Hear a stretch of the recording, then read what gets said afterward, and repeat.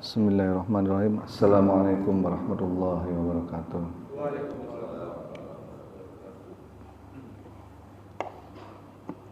Alhamdulillahilladzi anzala ala abdihil kitaba wa lam yaj'al lahu 'iwaja. Wassalatu wassalamu ala sayyidina Muhammadin nabil mustafa wa ala alihi wa sahbihi wa man ihtada ma ba'd. Hadirin jamaah subuh yang dirahmati Allah Subhanahu wa taala, puji dan syukur marilah senantiasa kita panjatkan kehadirat Allah Subhanahu wa taala yang telah menganugerahkan begitu banyak nikmat kepada kita semua, sehingga pada pagi ini kita masih dapat duduk bermuajah di masjid yang mulia ini dalam rangka untuk setelah menunaikan subuh berjamaah. InsyaAllah kita akan lanjutkan dengan ta'lim, belajar bersama-sama untuk mentadaburi ayat-ayat Al-Quran, InsyaAllah. Salawat dan salam semoga selalu tercurah kepada junjungan kita Nabi besar Muhammad SAW yang telah diutus ke dunia ini untuk menjadi suri tauladan bagi kita semua. Mudah-mudahan di akhirat nanti kita diakui sebagai umatnya dan mendapatkan syafaatnya. Amin ya rabbal alamin. Baik, hadirin semuanya, kita lanjutkan lagi bahasan yang kemarin.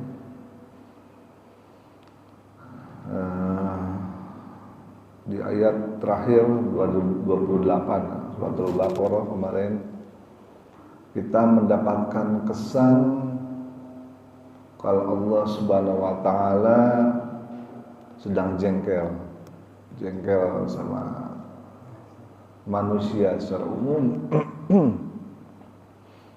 karena mereka begitu ingkar, sehingga Allah ingatkan, bukankah kalian dulunya itu enggak ada? Kemudian Allah akan jadikan kalian hidup, kemudian Allah akan matikan nanti kalian, dan kemudian Allah akan hidupkan kembali.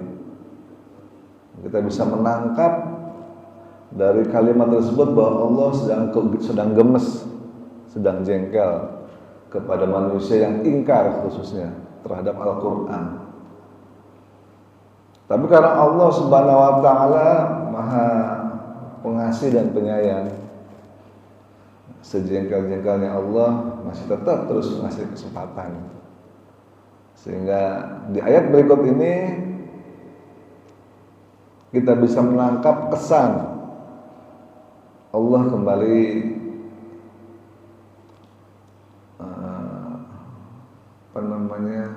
mengajak lagi. Jadi kesannya adalah yang tadi jengkel, ya udahlah. Kesannya seperti itu. Ayo kita renungkan kembali, gitu kata Allah. Makanya di ayat 29 ini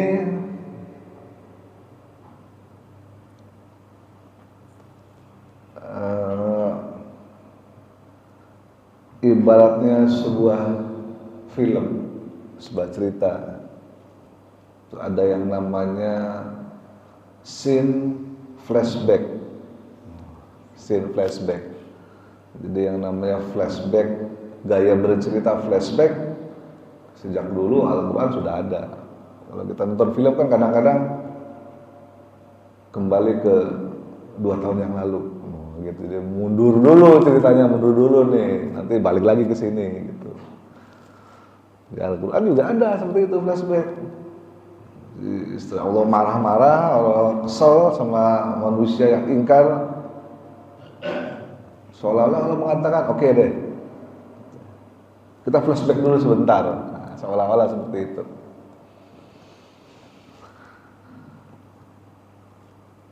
Allah berfirman di dalam surat Al-Baqarah ayat 29 ini, huwallazi, a'udzubillahi minasyaitonirrajim, huwallazi khalaqalakum ma fil ardi jami'an tsumma istawa ilas sama. Dialah yang telah menciptakan bagimu semua yang ada di bumi. untuk kebutuhan kalian. Jadi semua yang ada di bumi ini Allah ciptakan khusus untuk kebutuhan kita, kebutuhan manusia. Semuanya.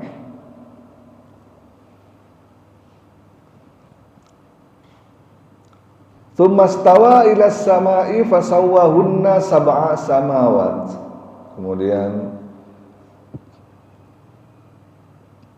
Allah menuju langit. Menuju langit dan menyempurnakan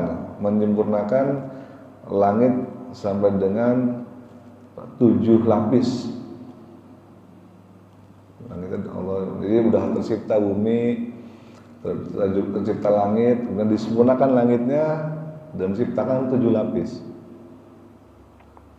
Wa bikulli syai'in alim, dan dia maha mengetahui tentang segala sesuatu. Jadi penggalan ayat ini mengisahkan tentang bagaimana awal kejadian alam semesta ini Allah ciptakan. Kalau para ilmuwan menyebutnya dengan peristiwa Big Bang atau ledakan besar. Jadi kalau kata para ilmuwan, jagat raya ini bermula dari sebuah ledakan besar, dari sebuah titik dengan massa tak berhingga tapi volumenya 0. Saking para ilmuwan tidak bisa menjelaskannya. Dari mana kok bisa ada ledakan dahsyat? Bisa dijelaskan ya. Jadi para ilmuwan mengatakan ada sebuah titik yang massanya tak berhingga atau beratnya tak berhingga, tapi volumenya 0. Nah, itulah meledak menjadi sebuah ledakan besar atau Big Bang. Ya. Yang menjadilah seperti sekarang jagat raya. Jadi ini semua dulunya jadi satu, nyusut. Jadi semuanya titik kecil aja. Jagat raya yang sebesar ini, miliaran planet, jutaan galaksi, ya kan, triliunan bintang dan sebagainya. Semua jadi satu titik menyatu. Dan kemudian meledak dan bergerak sampai sekarang. Sampai sekarang saat inilah kita berada di sini. Kok bisa tahu bahwa itu asalnya ledakan? Karena seorang astronom namanya Edwin Hubble, dia meneliti, dia kaget setelah bertahun-tahun meneliti, ternyata jagat raya ini berkembang. Dia tidak statik. Selama ini banyak orang yang mengira jagat raya statik karena setiap hari kita melihat matahari terbit dari timur, tenggelam di barat. Setiap hari kita lihat ke utara ada rasi bintang, Scorpio, untuk menuju kita supaya kita tahu utara. Gitu. Kalau siang kan gampang nih tahu mana barat mana timur. Kalau malam mana? Ada rasi bintang kalau kita lihat utara, oh ini utara sebelah sini pasti. Dan posisinya selalu di situ. Sehingga manusia menganggap ya dunia ini statik, jagat raya ini statik. Ternyata si Edwin Hubble menciptakan teleskop yang besar, sampai sekarang kan disebut teleskop Hubble, itu memang atas nama dia, karena dia dulu yang menciptakan dan menemukan semuanya. Menemukan bahwa ternyata jagat raya ini expansion, terus mengembang, terus bergerak dinamis, tidak diam. Kaget dia, dan bahkan dia bisa mengukur kecepatan berkembangnya itu seperti seberapa, bisa diukur sama dia. Artinya suatu saat jagat raya ini suatu saat nanti mungkin entah berapa miliar tahun lagi, ya matahari makin lama makin jauh, bulan makin lama makin jauh, bintang makin lama makin jauh, karena terus berkembang. Kalau kita bergerak terus berkembang, Artinya kita berasal dari satu titik. Dan luar biasanya para ilmuwan menggambarkan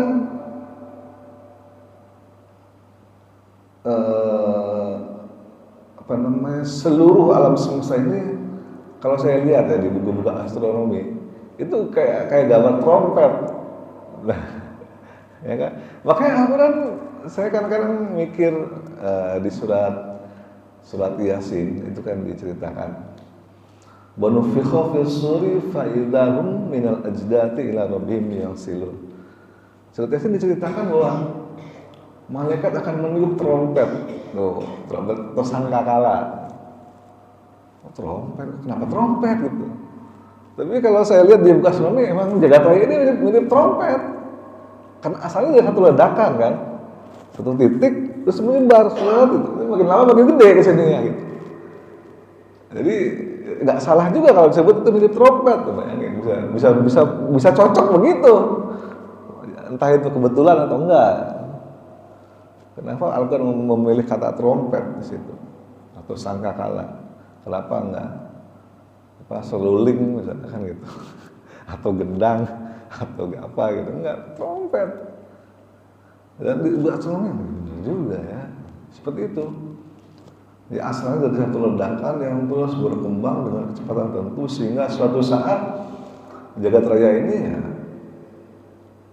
akan kehilangan gravitasinya karena sudah saling menjauh. Tapi entah berapa miliar tahun lagi. Yang pasti kita dalam posisi sekarang ini bergerak. Setelah ledakan pertama terjadi, ya tentu Allah sebagai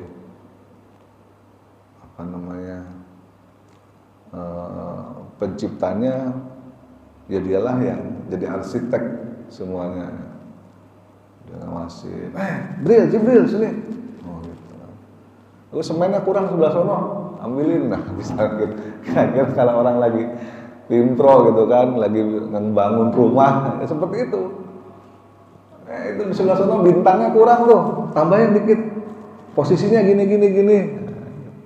Matahari jangan terlalu jauh dari bumi, coba geser dikit, biar panasnya pas. Karena matahari itu posisinya pas banget panasnya dengan bumi.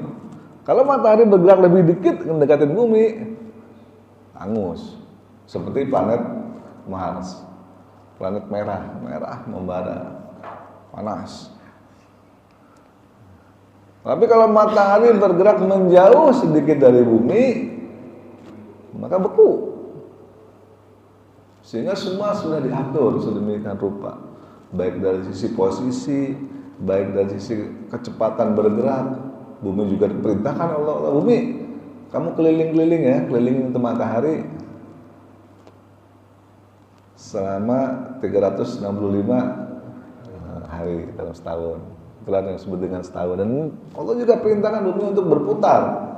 Kamu berputar ya, sehari 24 jam. Sehingga terjadilah apa yang namanya siang dan malam. Semua diatur. Bahkan ya secara lebih detail lagi termasuk air untuk kehidupan. Air itu juga diatur. Sampai sekarang para ilmuwan nggak bisa menjawab kenapa seperti itu. Karena air itu kalau didinginkan sampai suhu 4 derajat, dingin, beku dia, 4 derajat mulai membeku. Tapi di bawah 4 derajat sampai 0 derajat dia mencair lagi. Di bawah 0 derajat dia beku lagi gitu. Itu sampai sekarang Pak ilmuwan nggak bisa menjelaskan, mereka nyebutnya sebagai anomali air. Jadi dari 0 sampai 4 derajat air itu masih bentuk cair. Di bawah 0 derajat dia beku lagi. Di atas 4 derajat dia masih beku tuh kan, terus mendingin, beku. Sampai 4 derajat dia mulai cair lagi sampai dengan 0 derajat. Itu posisi cair. Tapi di bawah 0 dia beku lagi. Aneh, nggak konsisten. Tapi justru bermanfaat. Kalau Allah tidak menyetel air seperti itu, tidak ada makhluk hidup di kutub. Nggak ada ikan-ikan bisa berenang di lautan karena semuanya beku. Itu sebabnya masih ada ikan yang berenang di laut karena itu sifat air yang seperti itu. Ada sekitar 4 derajat Celcius rank yang menyebabkan makhluk hidup tetap hidup. Jadi semua sudah diatur, sudah disetting oleh Allah Subhanahu wa taala demi apa? Demi untuk kita semua. Supaya kita bisa hidup. Supaya kita bisa memanfaatkan semuanya untuk sebesar-besarnya kebutuhan kita semua. Setelah bumi, jagat raya dan seluruh planet bintang transport bumi selesai Allah ciptakan. Udah beres nih. Tahap 1 project udah selesai. Lalu Allah memproklamirkan kepada para malaikatnya di ayat berikutnya. Ayat ke-30. Wa idh qala rabbuka lil malaikah. Dan ingatlah ketika Allah berkata kepada para malaikatnya, "Inni ja'ilun fil ardi khalifah." Aku akan menjadikan khalifah di muka bumi. Karena bumi udah indah, udah bagus, udah cakep, ya kan?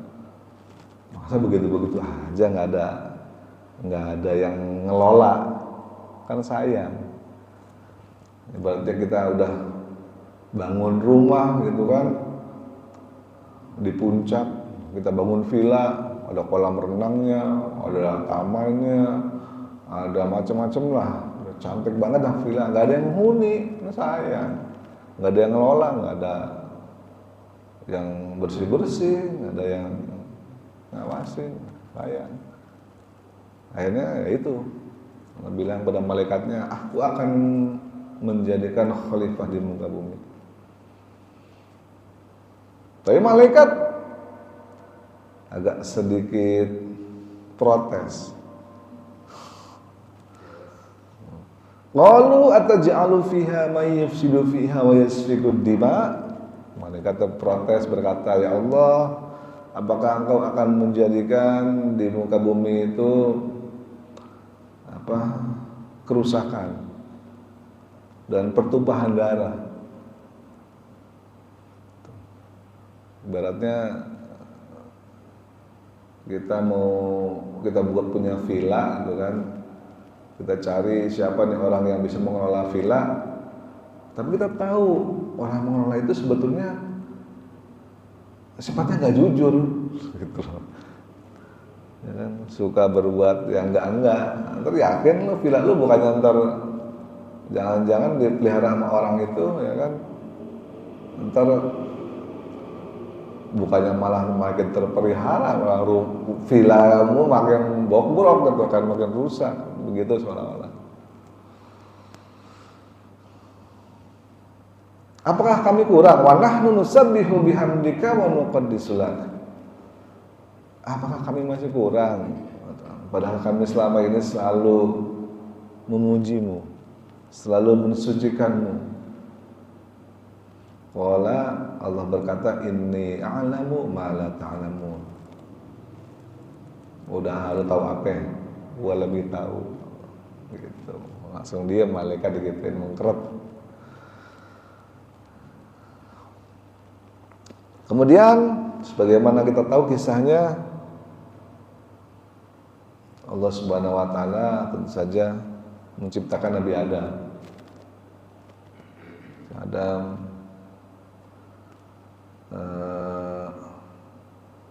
Dan kemudian setelah ciptakan Nabi Adam, ya Allah perintahkan kepada seluruh para malaikat yang ada di surga untuk bersujud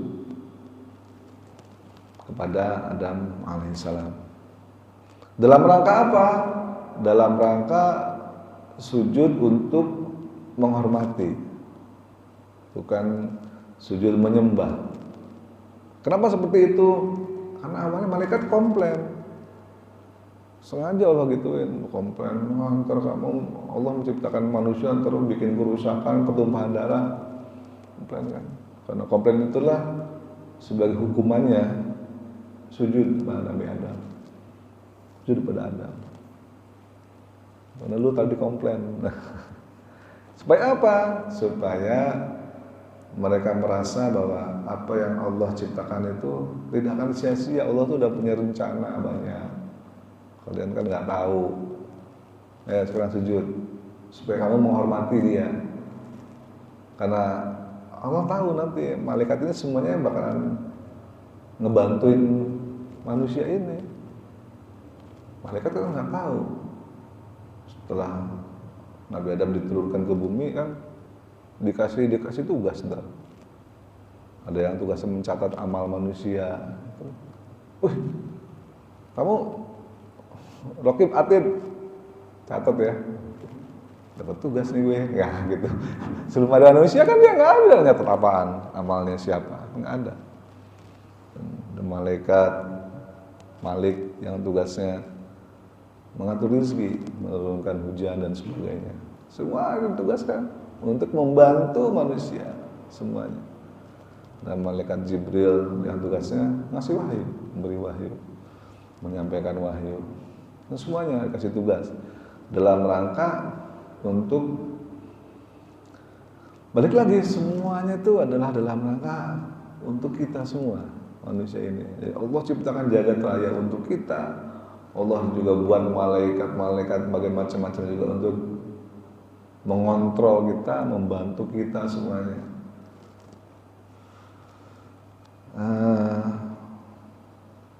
Setelah Allah ciptakan Adam, kemudian Allah ajarkan berbagai macam ilmu pengetahuan kepada Adam untuk persiapan. Persiapan apa? Persiapan pada saat nanti dikirim ke bumi. Butuh sekolah dulu, butuh persiapan dulu. Enggak ujug-ujug dikirim. Kalau ujug-ujug dikirim bingung ya. Biasa di surga enak. Di sana di bumi kan mesti nanam dulu. Kalau di surga kan makan tinggal makan, tidur tinggal tidur. Semua fasilitas sudah tersedia, tidak perlu bersusah payah untuk melakukan apapun, semua sudah tersedia. Begitu di bumi, semua harus diusahakan, semua harus diupayakan. Bahkan kalau pengen makan mangga aja mesti naik dulu, betik dulu.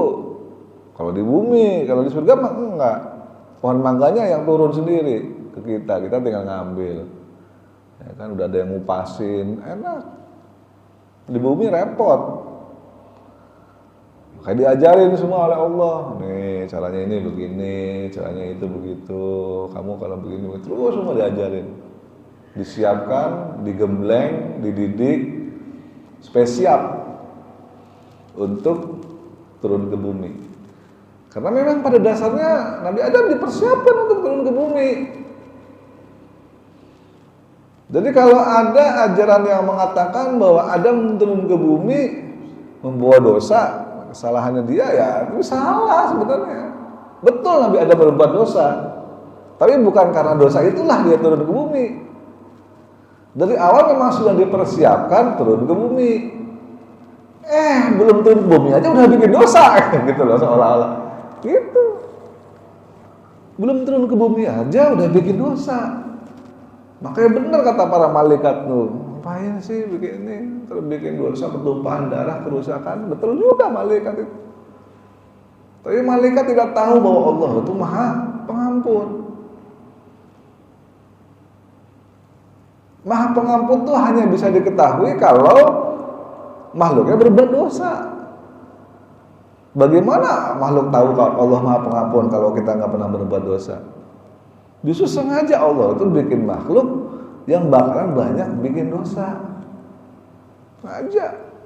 Kalau kata Allah, kalau kayak lu mah nggak ada dosa, ngapain? Lu kan nggak tahu gua Maha Pengampun. Nah, karena lu nggak pernah dosa.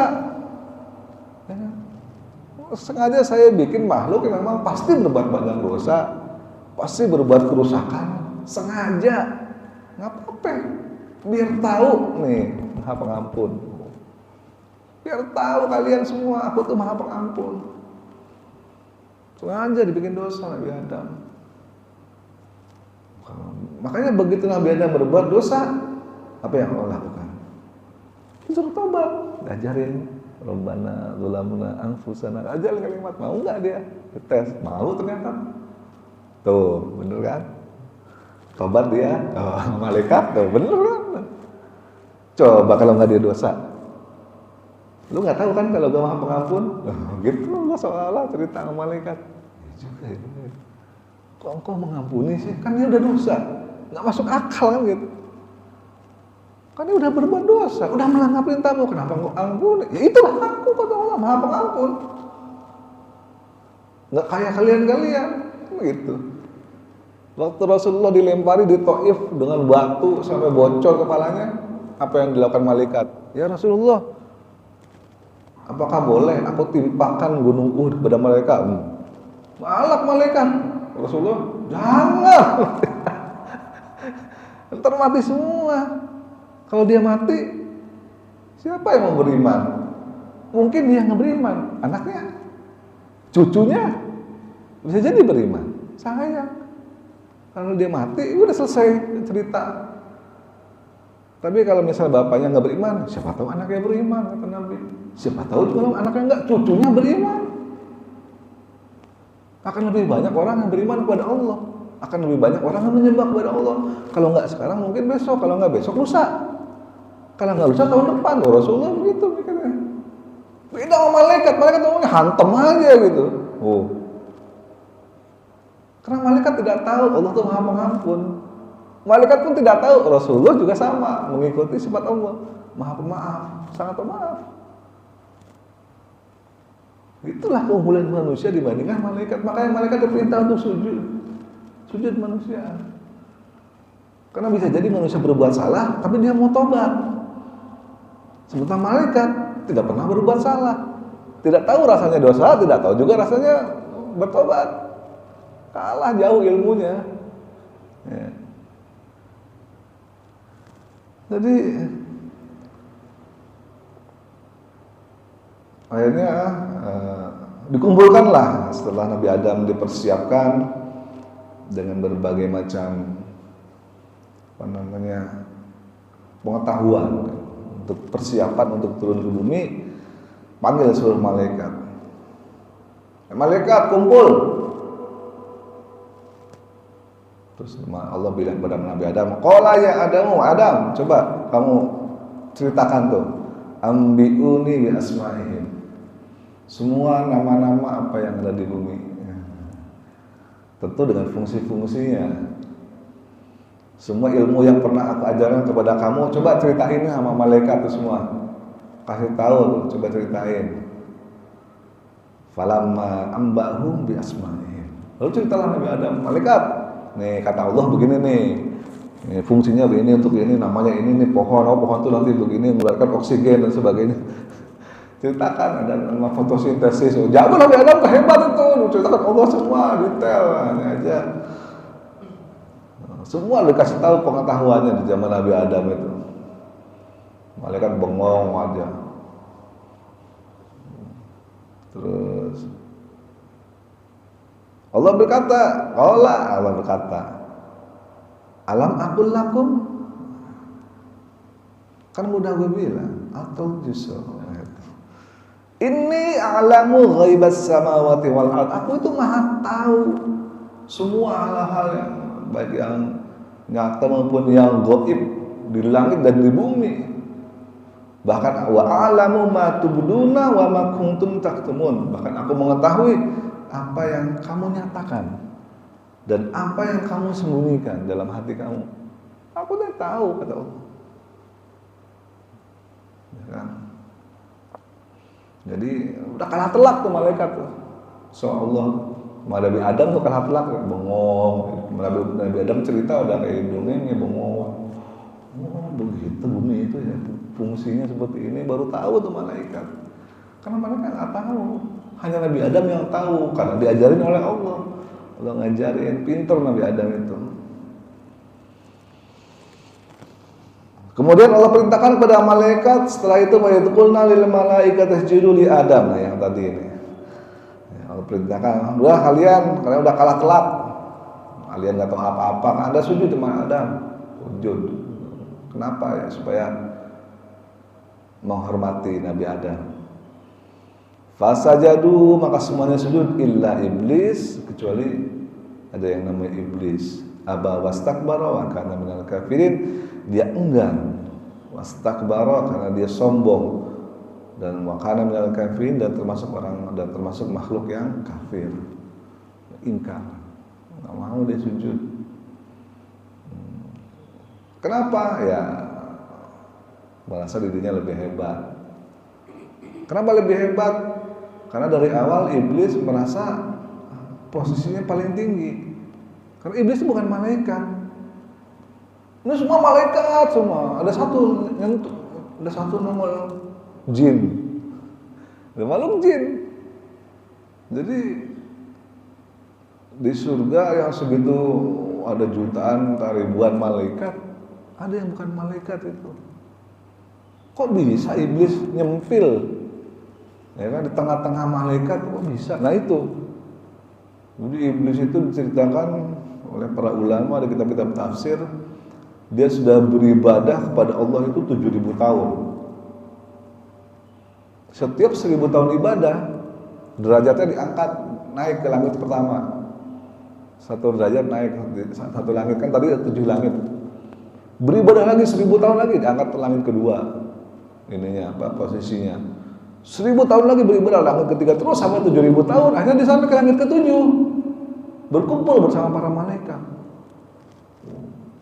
Saking apa? Saking solehnya iblis, saking tekunnya iblis beribadah. Jadi kalau ada orang yang merasa ibadahnya udah hebat, ya kan, nggak ada apa-apanya dibanding iblis ibadah lu.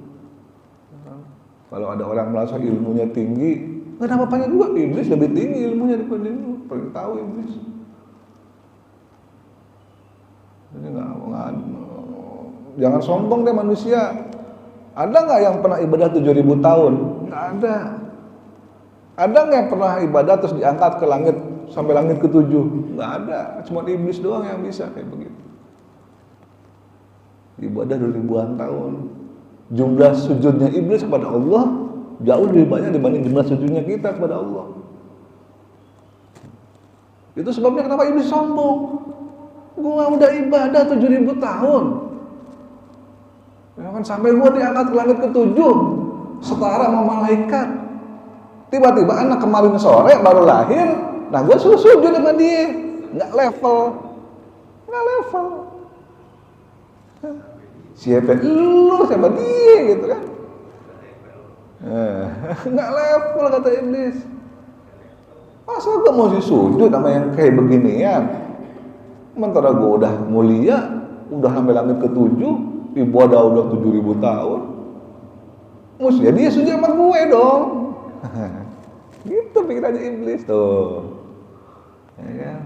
Jadi kalau ada orang yang merasa ibadahnya paling hebat, nah itu mirip iblis tuh. Kalau ada orang yang merasa ilmunya paling tinggi, nah itu mirip iblis juga. Ya jangan sombong, nggak boleh. Ya. Karena kalau begitu sombong, Allah jatuhkan harga dirinya. Sengaja Allah tuh tahu dalam hati iblis ya sombong ini. Sujud malaikat semua. Mereka sujud kan? Satu doang yang normal berdiri, yang lain berdiri. Lu kenapa nggak mau? Nggak level. Itu. Allah tahu, makanya sengaja Allah perintahkan sujud. Karena Allah pengen tunjukkan kepada seluruh malaikat nih ada nih makhluk yang sombong. Allah tahu. Nah, kemudian lewat. Kemudian waqulna ya Adam uskun anta wa zukal jannata fakula minha ragadan haythu syi'tuma. Allah marah kepada iblis. Allah usir. Turun kamu. Tapi detailnya ada di surat Al-A'raf detailnya. Tapi di sini tidak diceritakan bahwa iblis diusir dari surga, turun dari surga Kemudian Allah berkata kepada Nabi Adam, "Hai Adam, dah kamu tinggal di sini surga bersama istrimu." Nah, di sini langsung ringkasannya aja. Kalau di surat Al-A'raf itu detail. Sebelum bagaimana kisah Nabi Adam kesepian sampai dengan Nabi Adam diberikan ciptakan istri pasangannya oleh Allah Subhanahu wa taala, yaitu Siti Hawa. Ya, karena sehebat apapun seorang laki-laki, segagah apapun seorang pria, kalau sendirian nggak enak. Nggak enak sendirian, bengong sendirian nggak enak. Ya kan? Pak Ade itu, coba sehebat apapun Pak Ade, kalau sendirian di rumah bingung ya. Bingung. Ada temennya. Nabi Adam pun begitu, di surga tuh kurang apa enaknya. Semua udah ada, semua fasilitas lengkap, 24x7. Tapi sendiri, nggak enak, sepi. Kalau Allah ciptakan istrinya, Siti Hawa. Wa kula minha raghadan haitsu syi'tum, terserah dah lu mau ngapain di surga dah, suka-suka lu. Tapi satu kalau salatnya Allah uji nih di sini. Allah uji juga. Allah tahu Nabi Adam nggak bakalan lolos ujian ini, tahu. Seperti juga Allah tahu iblis itu sombong. Allah tahu. Teman bedanya apa? Nabi Adam setelah diuji dan dia nggak lolos ujian, dia mau bertobat. Iblis diuji juga, nggak lolos ujian, tapi dia nggak mau bertobat. Itu bedanya. Jadi kalau ada orang salah mau bertobat, nah itu kayak Nabi Adam. Tapi kalau ada orang salah dan aku salah, nggak mau tobat, nah itu kayak iblis. Kalau ada orang nggak pernah salah, itu kayak malaikat, itu nggak ada. Ya kecuali para nabi mungkin ya, para nabi yang nggak pernah salah. Karena mau salah gimana, mau salah ditarik lagi, dibimbing, nggak pernah salah. Allah bilang wala taqraba hadhihi syajarah. Setelah lelulah mau jungkir balik kayak mau apa di surga, no, udah gua kasih istri, serah lu mau ngapain kan berdua doang di surga, no, udah puas-puasin dah. Ya kan? Sebelum dikirim ke bumi, emang belum kan, di sini dulu lah, istirahat dulu, udah belajar segala macam kan, dan siapa ntar sampai saatnya tiba, aku akan kirim kamu ke bumi, siap-siap. Kamu senang-senang aja dulu di sini, enjoy dulu gitu. Tapi syaratnya satu. Wala taqraba hadhihi syajarah. Jangan deket-deket pohon ini. Fatakuna minal dzalimin. Karena kamu dekat pohon ini, kamu dosa, kamu zalim. Siap ya Allah, Nabi Adam. Pohon segini banyaknya, satu doang, aman lah pokoknya. Gitu. Aman pokoknya. Ya memang aman, selama itu aman dan tenang. Di surga pokoknya asik-asik aja, masih Hawa berdua, kemana-mana berdua, gandengan tangan, segala macam nikmat, bertahun-tahun nggak berasa. Tiba-tiba iblis datang karena dia sakit hati, kesel, dendam, gara-gara ini nih, gua diusir dari surga. Datanglah dia menyerupai seorang kakek. Ternyata ada manusia di sini. Kirain cuma berdua doang sama Hawa. Siapa itu? Bang. Kakek. Ini siapa ya? Kenalan. Tong, gitu. Kakek kan sama ya Adam. Tong, lu tahu nggak? Kenapa Allah melarang lu dekat-dekat pohon itu? Enggak. Nih, gua udah tinggal di sini udah lama, lebih lama dari lu. Lu mah kan baru tinggal di sini, penduduk. Nih kan warga baru. Nah, gua warga lama nih, senior. Tahu nggak kalau lu makan pohon itu, lu akan di surga terus selamanya, kekal. Makanya disebut dengan buah khuldi. Khuldi itu artinya kekal, kekekalan. Kalau kamu makan buah yang di sono, kamu nggak akan dikirim ke bumi. Kan Allah akan kirim kamu ke bumi kan? Kamu udah belajar kan? Iya sih. Emang iya. Enak di sini, di bumi mah nggak enak. Lu repot di sono, di sini mah enak. Apa ada, semua fasilitas tersedia. Nah kalau lu nggak mau turun ke bumi, lu mau kekal di sini, lamahan tuh lu. Buah itu makan, lu jadi malaikat ntar.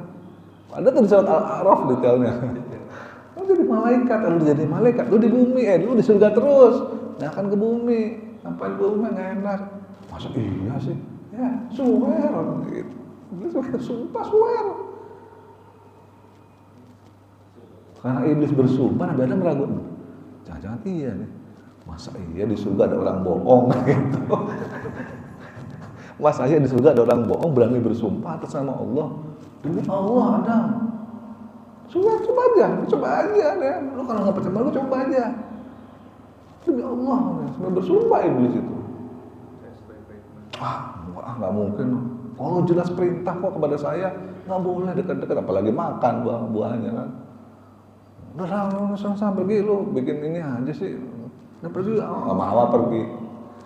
Begitu jauh dari iblis, Hawa, bang. Nah gitu. Ya kan? Sekuat apapun laki-laki, kalau udah nahi sama istrinya, luluh. Coba.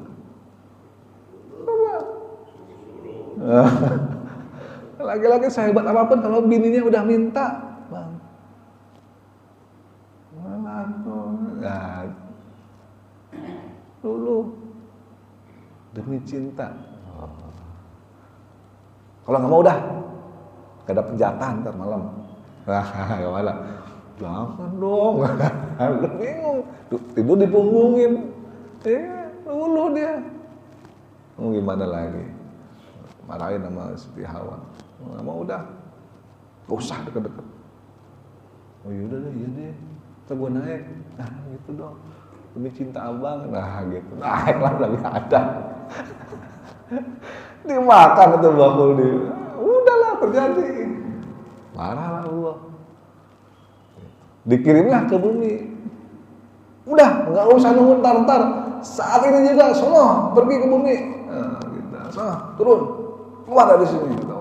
Marah, diusir dari surga. Tapi diusirnya karena memang tidak melanggar. Tapi dia udah disiapkan sebelum diusir. Ya mungkin kalau dia Nabi Adam tidak melanggar, akan turunkan juga ke bumi, tapi tidak dalam keadaan terusir.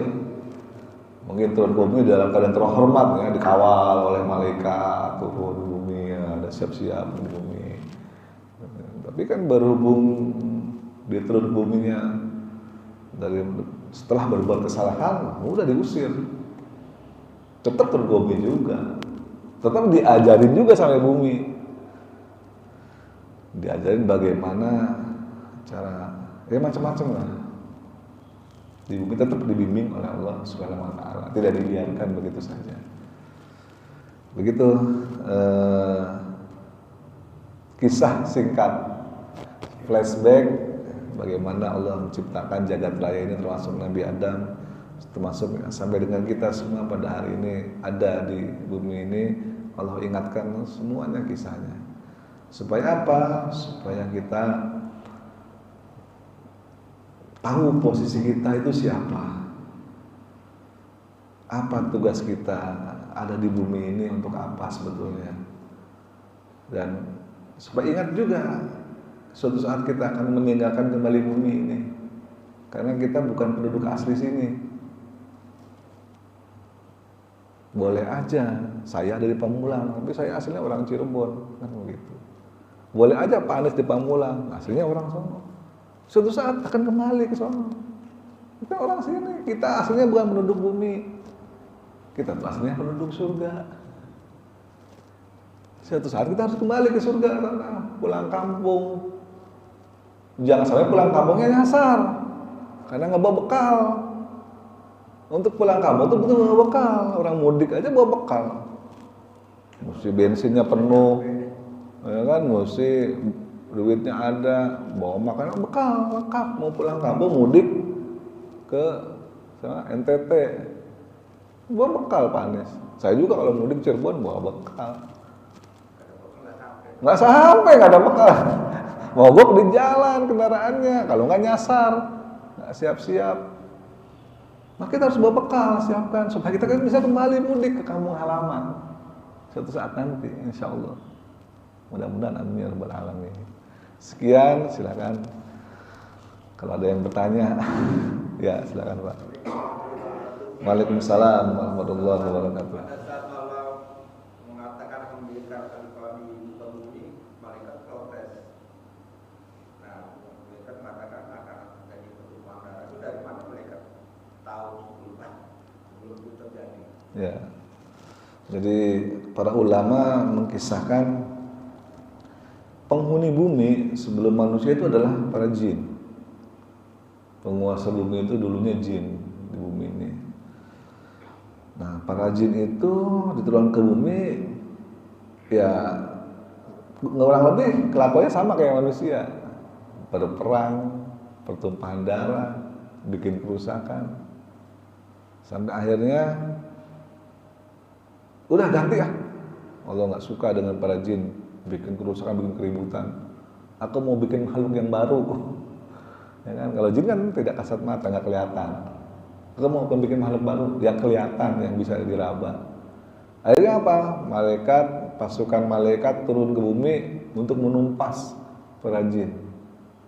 Pemimpinnya siapa? Pemimpinnya itu Azazel, itu si iblis itu pemimpinnya. Ya, masih taat waktu itu. Ya Allah, izinkan aku untuk memimpin pasukan para malaikat, ya kan, untuk membumi hanguskan gerombolan jin yang sudah keterlaluan. Turun para malaikat dan pimpin oleh iblis itu berperang dengan para jin yang bandel-bandel yang tangkapin semua. Makanya sekarang itu jin itu tersingkir, yang tersisa. Ada yang menyingkir ke lautan, ada yang menyingkir ke gunung-gunung, begitu tersingkir semuanya.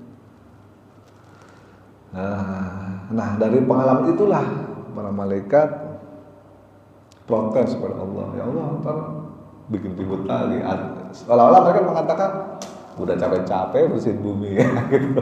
Ya, capek-capek bersihin bumi, capek-capek ini dibikin lagi makhluk yang lain. Ntar gua capek lagi. Ya enggak, kata Allah bilang, lu tahu apa? Ini beda makhluknya, gitu.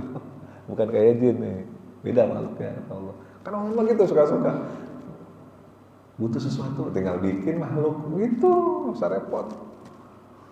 Saya lihat kemarin kan di YouTube itu ada tuh,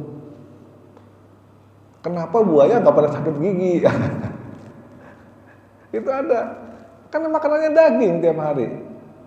Jadi buaya itu pada saat ngap gitu kan, itu ada burung yang khusus ngambil sisa-sisa makanannya buaya. Coba, burung ada. Hebatnya tuh buaya nggak nutup kerap dimakan burungnya, enggak. Dia tahu, wah ini tukang dokter gigi gua nih. Ya udah dia mangap aja gitu. Dipatukin sisa makanannya sampai bersih giginya. Yang nyelap-nyelap tuh nggak ada. Patukin sama burung. Setelah burungnya kenyang, pergi dia, baru dia klep. Wah, udah bersih. Seolah-olah gitu. Ada itu di YouTube. Jadi Allah tuh begitu. Kalau buat sesuatu tinggal ciptakan makhluk. Gampang itu gitu. Coba manusia dikubur kan. Gimana caranya supaya terurai tubuh manusia atau tubuh apalah binatang udah mati? Oh, ciptakan makhluk, cacing-cacing, gorogotin, habis lama-lama habis terurai. Gitu. Jadi ada semua makhluk ada manfaatnya, ada saling ketergantungan antara ini dan ini saling membutuhkan, membentuk sebuah ekosistem seperti itu. Jadi awalnya jin menghuni sini, kemudian dibersihkan semua oleh malaikat dan Allah ciptakan manusia, makhluk yang berbeda. Yang ini nggak bisa kelihatan, makhluk halus, yang ini makhluk punya jasad, kasat mata. Gitu Pak Anis. Ya silakan. Nggak ada yang nanya nih. Ini rahasia Allah tentang Ar-Rahman Ar-Rahim, Maha Pengasih, Maha Penyayang. Kalau nalar manusia ya memang tidak akan terjangkau kita rahasia apa sebenarnya yang dimaksudnya Allah Maha Pengasih, Maha Penyayang. Nah kalau pikiran manusia berarti ya Allah tega ya menghukum. Ya. Tapi di Allah tega sudah jelas apa? Ar-Rahman Ar-Rahim memiliki hari akhir. Iya. Ditegaskan ya Pak. Mungkin ayat berikutnya sembalahan. Iya. Tolong karena jadi kalau saya baca memang kadang-kadang ini ya, kalau saya ingin tiga ayat ini kaitannya saja indah benar ya, maha pengasih, tapi saya memiliki pembalasan. Iya. Nah untuk tidak ke sana ya sembalahan. Kayaknya memang udah enak Pak ya, sudah kita manusia itu udah di apa?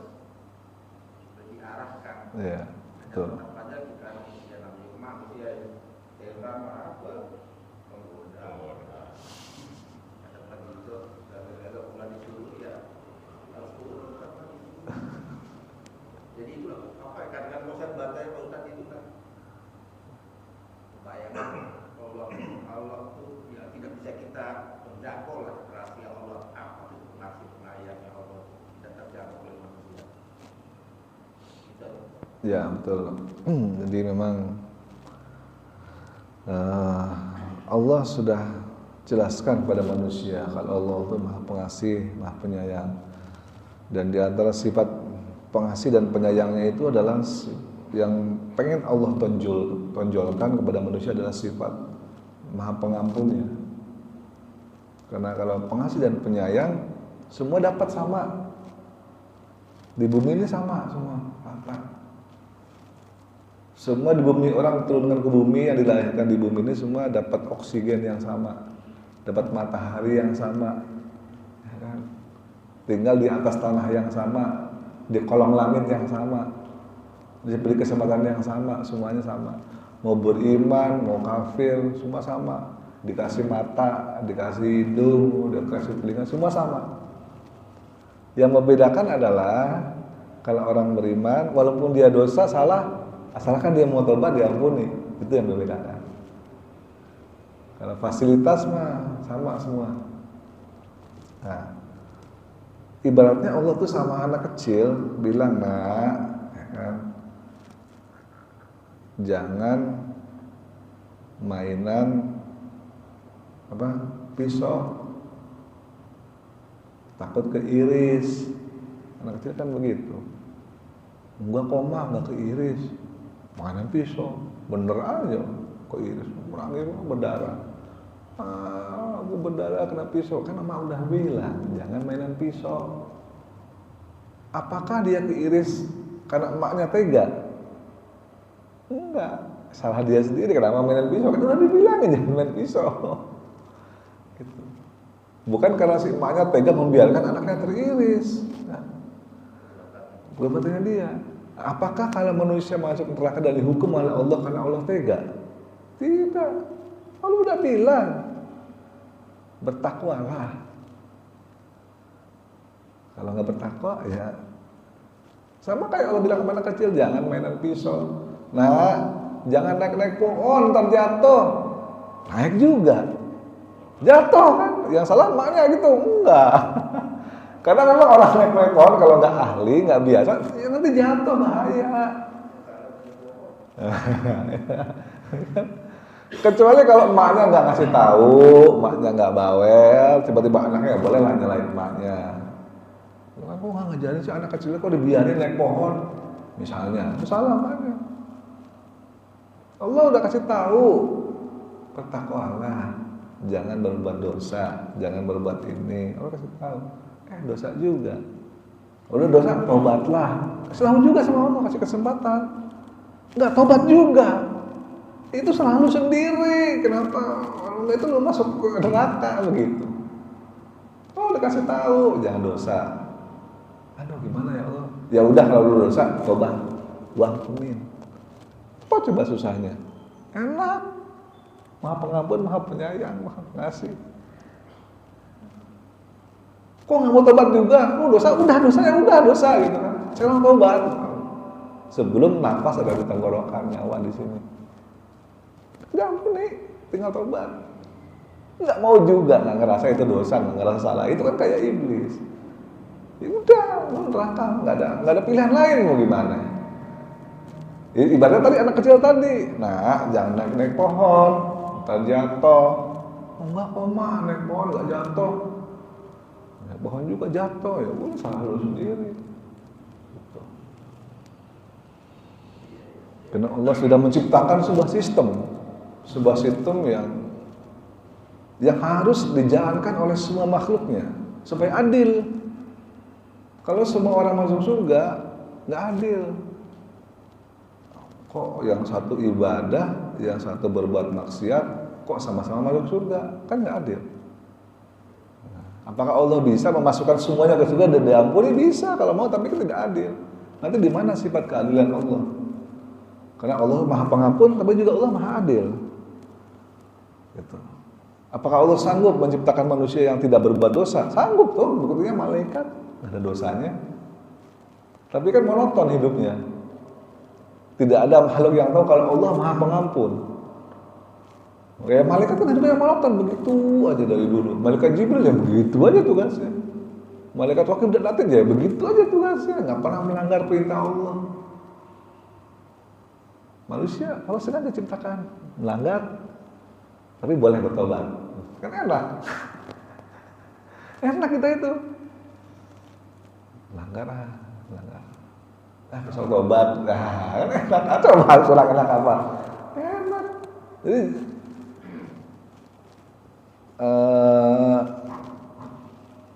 silakan nikmati kehidupan dunia ini suka-suka lu, kata Allah, silakan. Ya. Lu mau mabok, mau judi, mau zina, pokoknya silakan. Jangan lupa tobat ya. Seolah-olah Allah tuh bilang gitu. Kan kalau orang udah terlanjur berzina, misalnya gimana? Ya udahlah, terlanjur, enak kan zina, enak. Tobat ya sekarang. Nah, jangan zina lagi. Tuh. Enak, udah ngerasain gitu lagi. Udah tobat. Kalau udah tobat ya udah enggak dihitung nanti di sana, diampuni udah. Itu tobat. Enak apa? Nggak enaknya di mana? Enak. Jadi manusia itu paling enak dibanding malaikat. Malaikat mah nggak bisa berdosa, nggak ngerasain enaknya zina gimana, nggak tahu deh. Enaknya mabuk gimana, malaikat nggak tahu. Enaknya narkoba gimana, malaikat nggak tahu. Manusia mah tahu kok enak narkoba. Sudah enak, udah dosa, tapi dibolehkan tobat ya. Terus gua ampunin. Tuh, gimana nggak Maha Pengasih Penyayang? Coba. Gitu Pak ya. Ada lagi? Ya, silakan. Udah syuruk, mudah-mudahan ada manfaatnya. Mohon maaf kalau saya ada salah-salah kata, kesalahan. Kita tutup dengan doa kafaratul majlis. Subhanakallahumma wa bihamdika asyhadu an la ilaha illa anta astaghfiruka wa atubu ilaik. Billahi taufiq wal hidayah. Assalamualaikum warahmatullahi wabarakatuh.